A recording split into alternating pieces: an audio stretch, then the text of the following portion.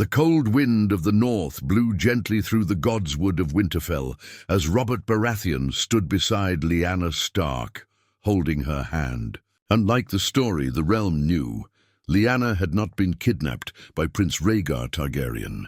Instead, the young wolf had been betrothed to the storm, and the marriage had taken place with the blessing of both House Stark and House Baratheon. The war that once burned the kingdoms to ash had never happened. Robert had been full of laughter back then, full of dreams. He loved Lyanna more than anything in the world, or so he believed. But now, 5 years into their marriage, the fire that once burned between them had turned to cold ash. Winterfell had become a second home to Robert. The people of the north respected him, though they never quite warmed to him. He drank too much, hunted too often, and spent most of his time trying to relive the glory days of youth. Lyanna, meanwhile, had grown quiet. She had given birth to a son, dark-haired like his father, but with cold grey eyes like the Starks. They named him Demon, a name Lyanna chose, and one that reminded Robert a little too much of the Targaryens he had once wanted to wipe out. Though they shared the same bed, they barely spoke now. Robert still called her my Lyanna, but there was a sadness in her eyes he never understood. She smiled rarely, and when she did, it never reached her eyes. One evening, as the snows began to fall early, Ned Stark returned from the wall with news. Benjen, his younger brother, had taken the Black. The north was changing. Wildlings stirred beyond the wall. Whispers of strange things in the forest crept down to the castles. Robert, sitting with a mug of wine, scoffed at the idea of ghosts or White Walkers. "They're just stories, Ned," Robert said, waving his hand. "Old women tales to scare children." Ned didn't argue. He rarely did. He glanced at Lyanna, who sat quietly near the fire reading a book. She hadn't spoken a word since Ned arrived. Later that night, when Robert had fallen asleep in a drunken haze, Ned stayed up with his sister. The room was dim, lit only by the fire. "Are you happy, Lyanna?" he asked gently. She looked at him, her face calm but her eyes distant. "Happiness is a southern dream, Ned," she replied softly. "We Starks were not made for it." He didn't press further, but he saw the truth in her words. What no one knew, not even Robert, was that Lyanna had once truly loved Rhaegar. Not the tale of abduction the bards sang about. It was no kidnapping. She had run with him willingly. The Tower of Joy still stood somewhere in the Dornish mountains, holding memories and ghosts, but the rebellion never came. Instead, Rhaegar died in a skirmish with a band of rogue mercenaries on his way to meet her again. She never saw him after that. When she returned home, pregnant and broken-hearted, her family arranged the marriage with Robert to cover the scandal. No one ever knew. Robert never questioned it. He thought the child was his, and Lyanna let him believe it. As days passed, tensions grew. Robert, now Lord of Storm's End and Warden of the South, travelled often between the north and the south. He grew bored of Winterfell's silence, the cold halls, the solemn people. He missed the heat of the Reach, the songs of the Riverlands, the women of the south. He began to stay away longer. Lyanna didn't stop him, but danger was brewing. In the east, the last two Targaryens, Viserys and Daenerys, had begun gathering strength. Whispers spoke of dragon's blood and fire in the far cities of Essos. And in the north, Lyanna's son was growing fast, with the look of a wolf and the fire of something else in his soul. The truth was, Robert Baratheon had won Lyanna Stark, but never truly had her heart, and that secret would one day tear the realm apart. The snow had thickened outside Winterfell, painting everything white like a shroud over a sleeping giant. Within the cold stone walls, Lyanna Stark wandered the quiet corridors, alone with her thoughts. Demon, her son, now 7, was practicing with a wooden sword in the yard under Sir Roderick's watchful eye. He moved fast for his age, too fast. There was something wild in him, something not entirely of the north. Lyanna often watched him with a quiet fear in her chest. Not because he was dangerous, but because he reminded her of someone she was supposed to forget, Rhaegar. Her thoughts always returned to the prince with silver hair and a harp in his hands. He had spoken to her in riddles and poems. He had treated her like a queen, not like a prize. He believed in prophecies and destinies. She believed in none of those things, until the child growing inside her began to kick. She remembered the night Rhaegar died. She felt it in her bones before the ravens brought the news. He was gone, just like that. And all that remained of him was Daemon, born with black hair, but Targaryen blood burned in his veins. She never told Robert. He had loved her in a shallow, loud, and foolish way, always boasting, always drinking, always talking of their future together. But he never asked her what she wanted, never saw the pain in her eyes when he kissed her. He thought he had won. He didn't know he had been given leftovers of a dream that had died far away in the south. Now he barely visited. When he did, it was for a few weeks of drinking, hunting, and shouting at Daemon to grow stronger, be a real man. The boy didn't like him. He didn't say it, but Lyanna could see it. Daemon stayed quiet when Robert spoke, avoided his eyes, and stiffened at his touch. Robert never noticed, but others did. Maester Luwin had once remarked privately, "The boy does not carry Lord Robert's temper, or his joy." Strange for a Baratheon. Lyanna had looked at him coldly until he changed the subject. But she knew more would begin to whisper. Children grow. Truths don't stay buried forever. One day, a raven arrived from King's Landing. Jon Arryn, the Hand of the King, was dying. The message was short, sealed with Lannister gold. Robert rode to the capital at once. Not for duty, but for power. For the throne. He had no heir in the capital. Daemon was his firstborn son, yes, but born in the north, far from the eyes of the court. And the crown had grown weak under the Mad King's aging rule. Now the game had begun. Weeks passed. Then months. Lyanna received fewer ravens. And when they came, they were cold, brief, full of excuses and promises. She stopped reading them. Daemon kept growing. At 8, he was already besting squires with wooden swords. He rode like a storm. He never cried, never complained, and often stood alone beneath the weirwood tree, whispering things to himself. Bran once asked, "Why does your son talk to trees, my lady?" Lyanna had no answer. Then one night something changed. A rider came from the east, a black-cloaked man with silver hair and violet eyes. He called himself Illyrio's servant, and his words were clear. "Viserys Targaryen sends greetings." To his cousin, Lyanna nearly fainted. She dragged the man into the crypts, deep beneath Winterfell, where the dead kings of the north slept in silence. She made him swear never to speak again, never to return. But he had already seen the boy, and the message had already been sent back to Essos. The dragon's blood had not been lost. It was hidden in the north, raised as a Stark, wearing a Baratheon's name. But fire could not stay buried in snow forever. Lyanna didn't sleep that night. She stared at her son's face as he slept and whispered, "What have I done, Daemon?"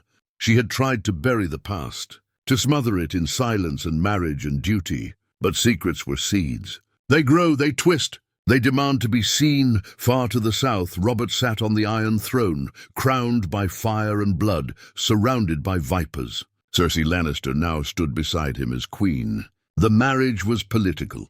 The lie was complete. He never asked Lyanna's permission. He simply never came back. And in the north, Lyanna Stark sat alone again, once a bride, then a mother, now a keeper of a secret that could break the world. The winter winds howled louder than ever, but it was nothing compared to the storm rising within Winterfell's walls. After the messenger from Essos disappeared into the night, Lyanna became paranoid. She posted guards at Daemon's door, rarely, let him out of sight, and stopped sending ravens, even to Ned. No one could be trusted, not anymore. Daemon felt it. He wasn't a stupid child.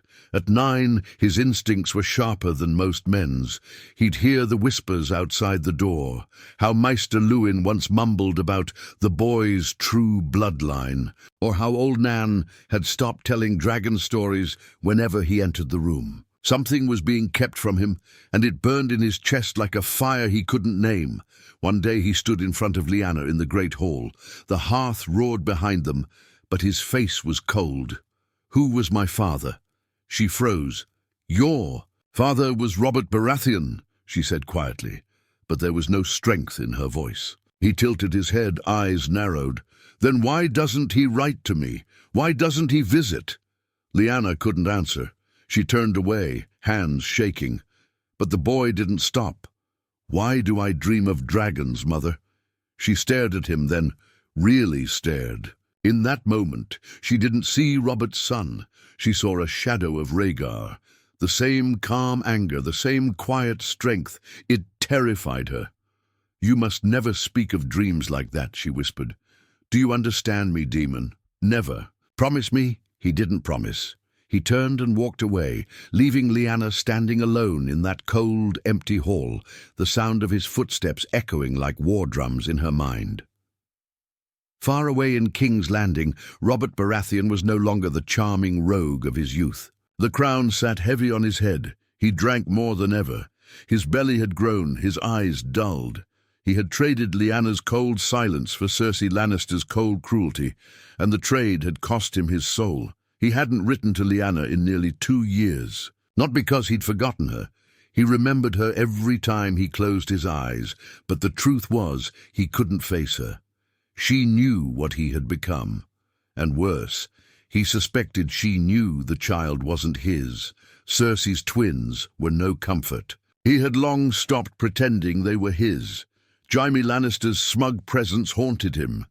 The court was a nest of snakes, Varys whispered. Littlefinger plotted, and the Targaryen girl in Essos had married a Dothraki warlord, but what chilled him most was the rumor. A raven intercepted, a whisper from the east. The dragon has a son in the north. He read it thrice, burned it, drank 3 cups of strong wine. If it were true, if Rhaegar had left a son, then everything Robert fought for meant nothing. The rebellion, the blood, the crown, he had to act. He summoned Eddard Stark.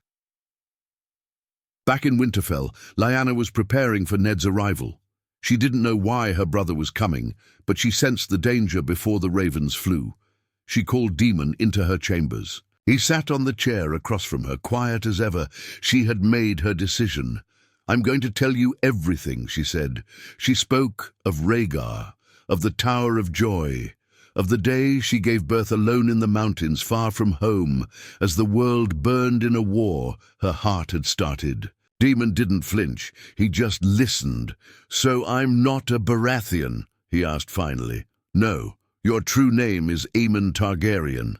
He let the name roll off his tongue like a sword being unsheathed. She continued, "But if anyone finds out, they'll kill you.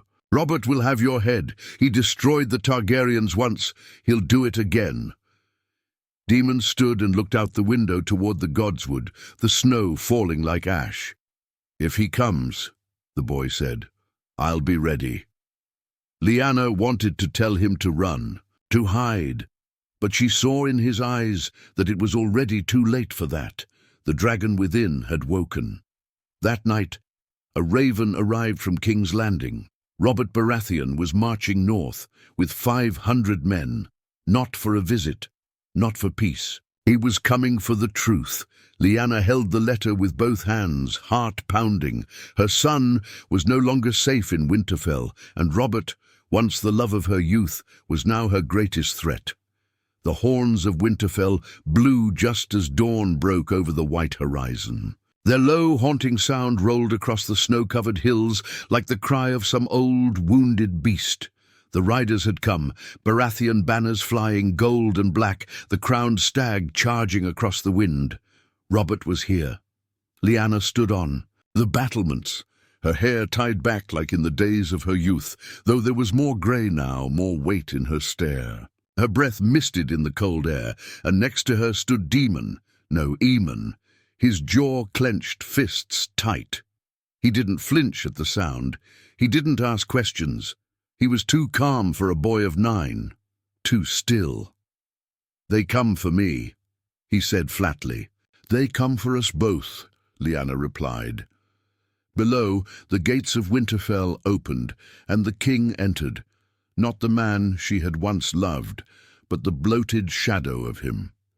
Robert Baratheon rode like a sack of meat, wrapped in royal silks, his armor dusty, his eyes bloodshot from travel and drink. Beside him rode Sir Barristan Selmy, face unreadable, and a few Lannister knights with red cloaks and sharper tongues than swords. Robert dismounted heavily. He looked up at the walls of Winterfell, and when he saw Lyanna, something cracked in his face. Whether it was regret, rage, or some blend of both, even he didn't know. Later in the great hall, the cold between them was thicker than the snow outside. "You didn't write," Lyanna said flatly. "You didn't either," Robert grunted. He poured himself a cup of wine, didn't offer her any. "Let's not pretend we're still sweethearts, Lyanna. That illusion broke long ago." Her hands remained still in her lap. "Why have you come?" Robert took a long drink. "Rumors, dangerous ones." "Ignore them." He slammed the cup down. "I can't. Not when they speak of dragons and bastards with royal blood." He leaned forward, voice low. "Tell me the truth. Is he mine?"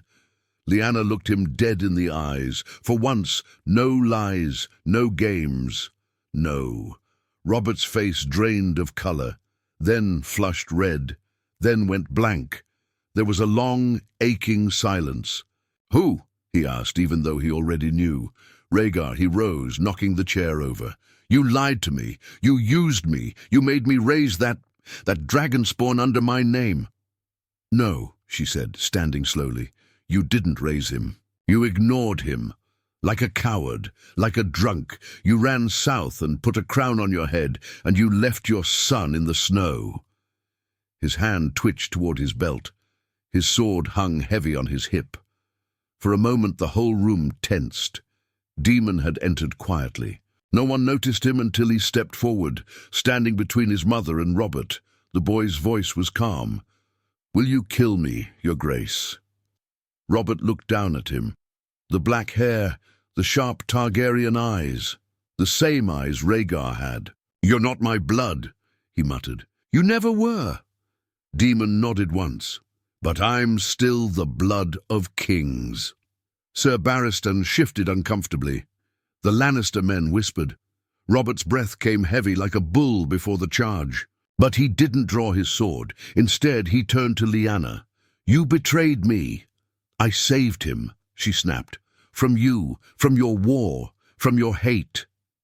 "You should have let him die with the rest of them," Robert growled. "You don't know what he is."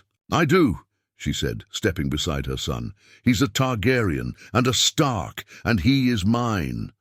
Robert's eyes were wild now. "I should take him with me. Let the people decide what to do with a dragon bastard.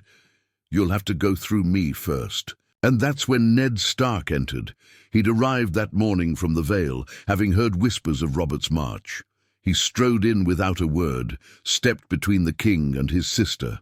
"Ned," Robert said bitterly, Tell her what this means. You know the law." "I know the truth," Ned said coldly, "and I know what kind of king kills a child because he fears his father's shadow." Robert looked at the man who was once his brother in all but blood, the man who fought with him, bled with him, stood by him, and now stood against him. "You're choosing her. I'm choosing what's right." Robert stared long at the boy again. Demon. There was something in the child's gaze that unsettled him. Not fear, not defiance, something deeper. "Older," he turned away. "This isn't over," he said, and stormed out, leaving the hall in silence. Outside, snow fell heavy. Inside, history had just changed course. Winterfell didn't sleep that night. The king had left, but he had not gone in peace. Robert had departed with his men in fury, leaving behind no goodbye, no promise of return, only the bitter taste of betrayal and the heavy threat of war. And though the fires still burned in the great hearth, the cold in the castle felt different now. It was no longer just the chill of northern snow. It was the ice of coming conflict. Lyanna sat by her window, watching the snow fall like silent ash. In her hand, she held the old ribbon Rhaegar had once tied around her wrist at the tourney of Harrenhal, silver and blue, now faded and fraying. Once she had laughed with it in her hair. Now it felt like a noose. The door creaked open. Ned entered quietly. "You should burn that," he said, eyeing the ribbon. "I should burn a lot of things," she replied, not looking at him. But some fires are worse left untouched, he sighed, closing the door behind him. What now? Lyanna turned to him, eyes sharp. He will come back. With swords, Ned nodded grimly. Aye, if Robert feels threatened, he'll try to destroy the threat. He won't see Daemon as a boy, she said. He'll see a Targaryen, and the realm will follow him, Ned muttered. They always do when dragons are involved. But Lyanna's eyes burned. Then let them come. Ned stepped closer. You're thinking like a Targaryen now, not a Stark. She didn't deny it. Daemon or Aemon, as he now called himself in secret, stood in the crypts beneath Winterfell, staring at the stone faces of the dead kings of winter. The cold down there was deeper, older, and he liked it. He felt safe among the dead. They didn't whisper lies. They didn't hide truths.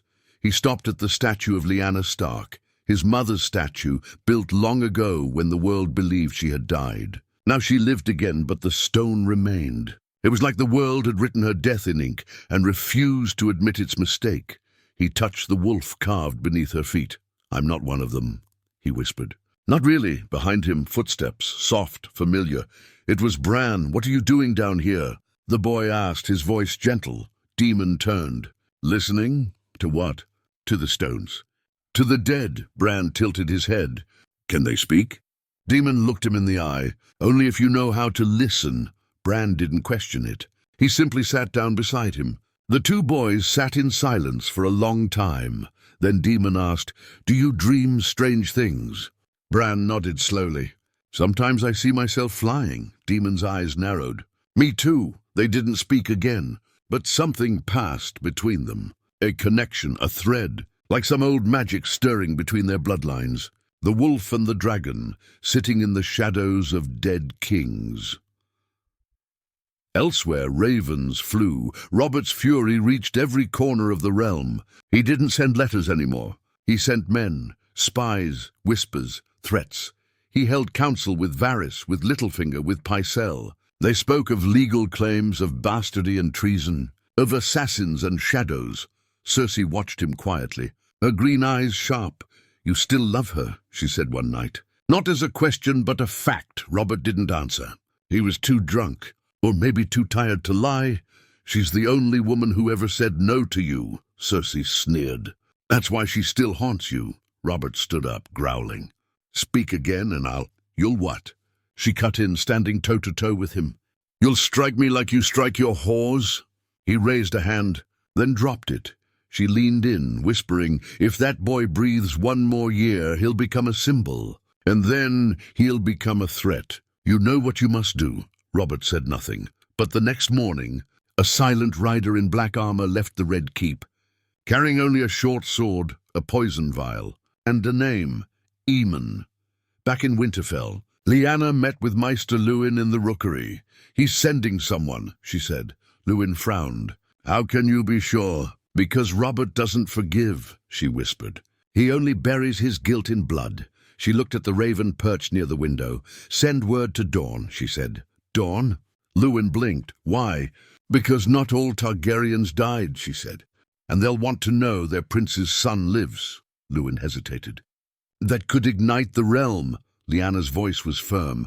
It already has. And somewhere beyond the sea, Daenerys Targaryen would soon read a message sealed with the Stark wolf, telling her that her nephew, son of Rhaegar, still breathed.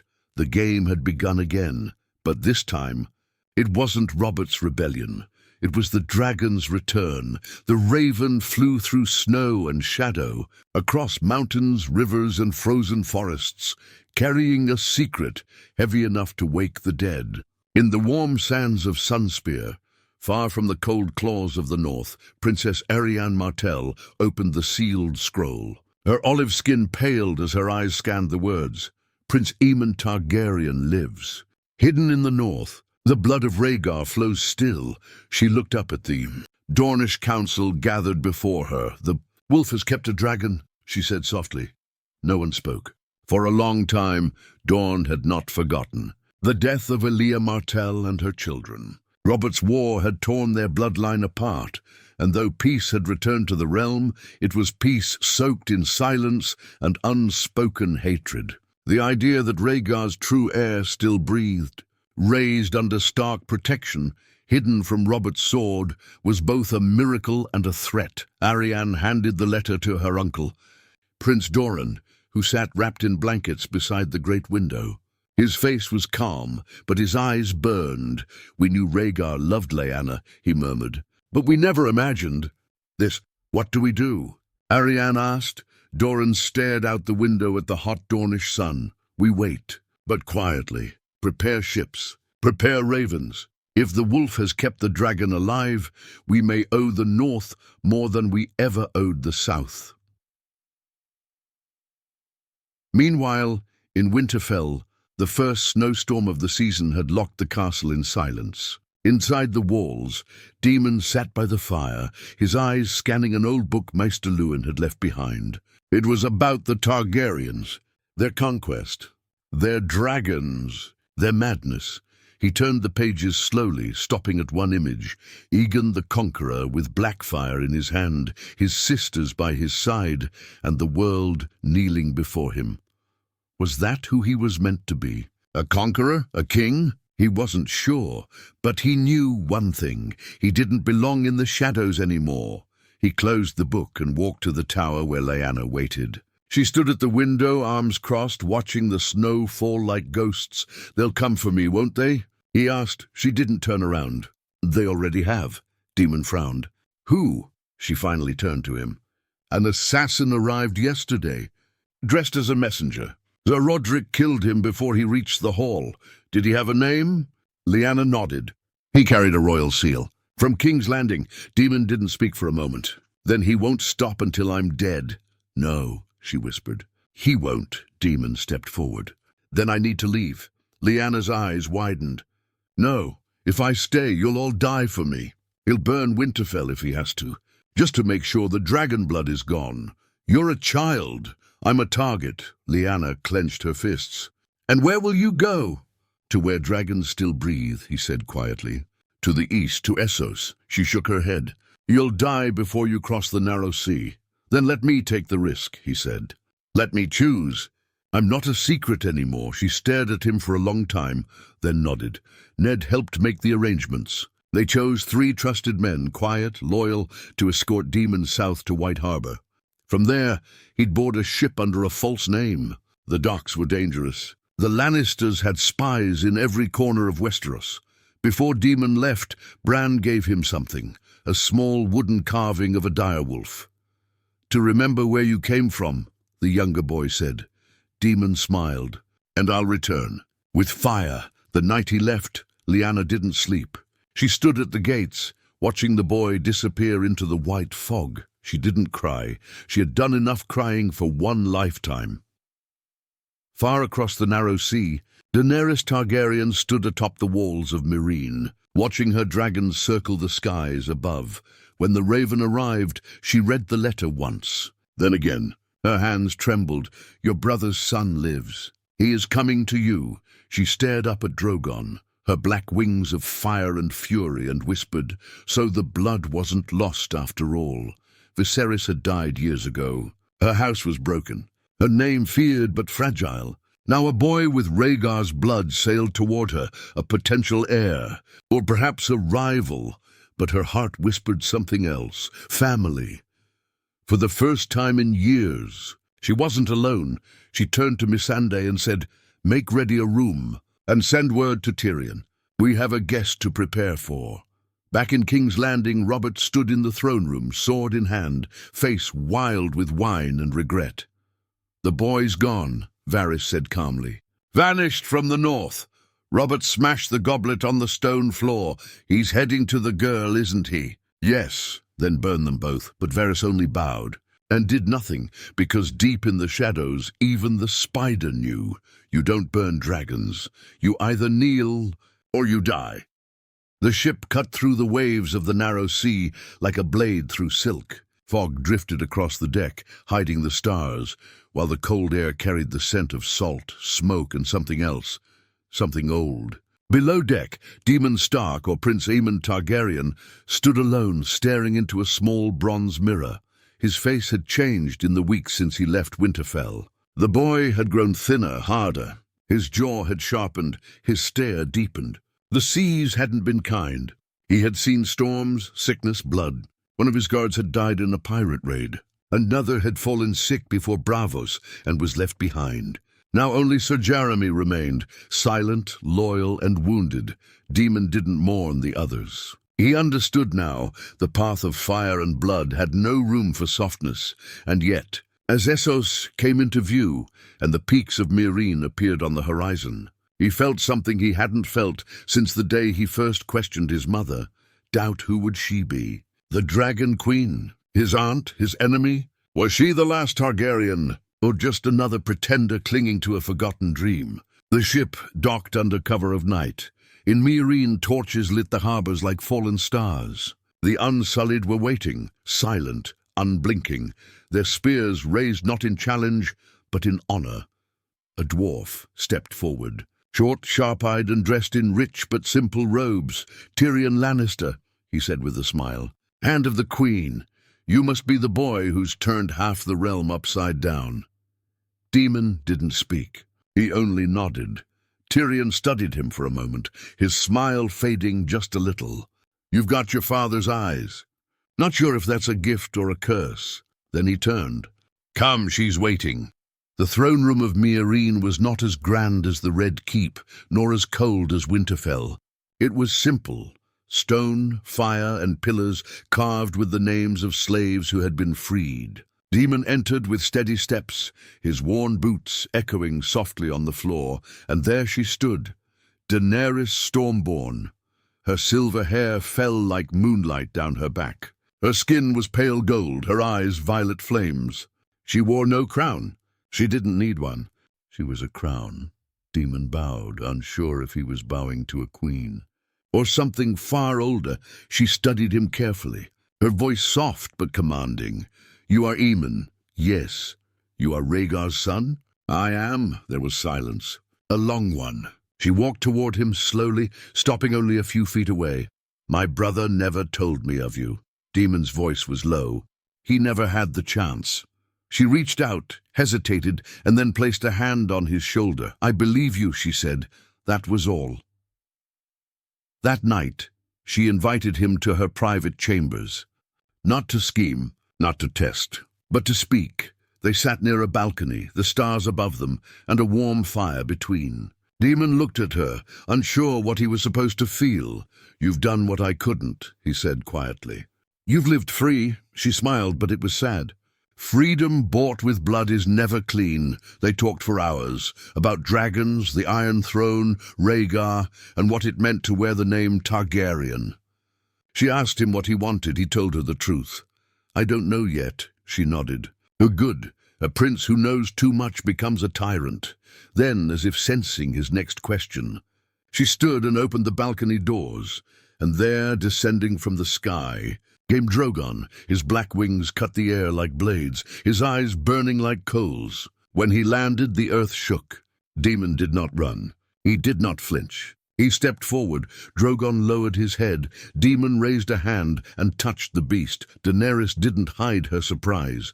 "He accepts you." Daemon said nothing. His heart beat like a war drum in his chest. She stepped beside him. "We are fire-made flesh, Aemon. We are meant to rise." He looked at her. "And what if rising means burning the world?" She didn't smile this time, then let it burn. Back in Westeros, ravens flew faster than ever. Varys had heard the whispers. So had the Lords of the Reach, the Vale. Even the Iron Bank of Braavos began reconsidering its debts. The North had birthed a dragon, and he had found his wings. Robert Baratheon, upon hearing the news, ordered every port in the east closed. He raised taxes, drafted men, issued secret commands to Cersei and Jaime. "We will crush them before they land," he said. But in his heart, the king was afraid. Because deep down, Robert remembered Rhaegar. He remembered how close he had come to losing the crown once. And this time, it wasn't Rhaegar returning. It was his son, and this time, he would not ride alone. The cold winds of Westeros had never known fire like this. Ships black as obsidian sailed toward Dragonstone under banners of red and gold. At their helm, a boy who no longer belonged to the north or the east, Aemon Targaryen. Once Demon Stark, now returned as fire reborn. Behind him soared Drogon, his wings casting shadows over the waves like a second moon. The sight alone made men fall to their knees, some in awe, some in terror. The realm remembered dragons only in whispers. Now one flew again, as loud as thunder and just as unforgiving. Beside Aemon stood Daenerys, her hair braided in Valyrian style, her face calm. She had not come to conquer the realm alone. Not anymore. She had found her blood, and blood had come to reclaim a throne. In King's Landing, the bells rang not in celebration, but warning. Robert Baratheon stood atop the Red Keep, wine in one hand, a horn of war in the other. His crown tilted slightly, his armor rusted at the edges. The years had not been kind. He had lived too long in fear of a boy who had never existed. Until now, he could hear the people already panicking below. Rumors had spread like wildfire. The dragons are coming. The Queen of Ashes rides with her nephew. The Targaryens are back. Beside him stood Cersei, her green eyes colder than ever. "You should have killed her years ago," she said. "You should have killed the boy before he learned to breathe fire." Robert looked out toward the sea. A black shape circled in the clouds. "I tried," he muttered. "And now it's too late." At Dragonstone, Aemon knelt by the old stone map of Westeros, his fingers tracing the jagged path northward toward King's Landing. Tyrion pointed to the capital. "The gates are strong, the city large, the people terrified. If you strike with fire, you may win the crown. But you'll lose the realm." Daenerys said nothing, but Aemon spoke. "We won't burn them. Not the innocent. That's not the king I will become." Tyrion raised an eyebrow. "A rare Targaryen, then. One who fears his own fire." "I don't fear it," Aemon said. "I just know what it costs." He stood. "We will take the city by blade, not by flame. And when we do, I want him brought to me alive." Tyrion smirked. "You mean your stepfather?" "No," Aemon said coldly. "I mean the man who tried to murder me." The war for the crown was short, but not without blood, as Daenerys led Drogon across the skies, only for show, not slaughter. Aemon and the Unsullied pressed through the gates of King's Landing with precision. Tyrion bribed half the gold cloaks before the first sword was drawn. The Lannisters fought like lions, but lions grow slow in golden cages. Robert tried to flee, drunk, raging, lost in a fury of his own making. Jaime found him in the throne room, sword drawn. "You won't kill me," Robert spat. "No," Jaime said, sheathing his blade. "I've already killed one king. I'll let the dragon do it this time." Aemon entered the throne room not with fire, but silence. The Red Keep trembled with the echoes of the past. Ash still stained the stones from the Mad King's fall, and now history stood ready to write another bloody line. Robert sat on the Iron Throne, bleeding from the mouth, crown crooked, sword lying useless at his feet. "You think you've won," he growled. Aemon stepped forward. "I didn't come to win. I came to end it," Robert laughed, spitting blood. "You think the people will follow a dragon? You think they want a name like yours back on the throne? They'll follow a better king than you." Robert stood roaring. "I gave this realm peace." "You gave it silence," Aemon said. "You killed children. You hunted ghosts. You crowned yourself over corpses. That's not peace. That's fear," Robert charged. He never reached the boy. Drogon landed outside the Red Keep with a roar that shook the capital. The shock alone stopped the king in his tracks, and then, with no blade drawn, no fire needed, Aemon stepped forward and placed a dagger at Robert's throat. Enough, and Robert Baratheon, once breaker of kings, slayer of dragons, lover of wolves, fell to his knees. By dawn, it was over. The small folk emerged from their homes, not to burning skies, but to banners of red and black. Daenerys stood beside Aemon on the steps of the Great Sept. Tyrion declared the realm free of tyranny. The crown was offered, but Aemon did not take it. He turned to Daenerys. "This is your war, and you are its future," she said softly. Together, they took the Iron Throne, not as queen and prince, not as conquerors, but as something the realm hadn't seen in generations, a family. Far away, in Winterfell, Lyanna Stark stood beneath the weirwood tree, a raven's message in her hand. Her son lived, her son ruled, and for the first time in her life, she cried not for what was lost, but for what was found.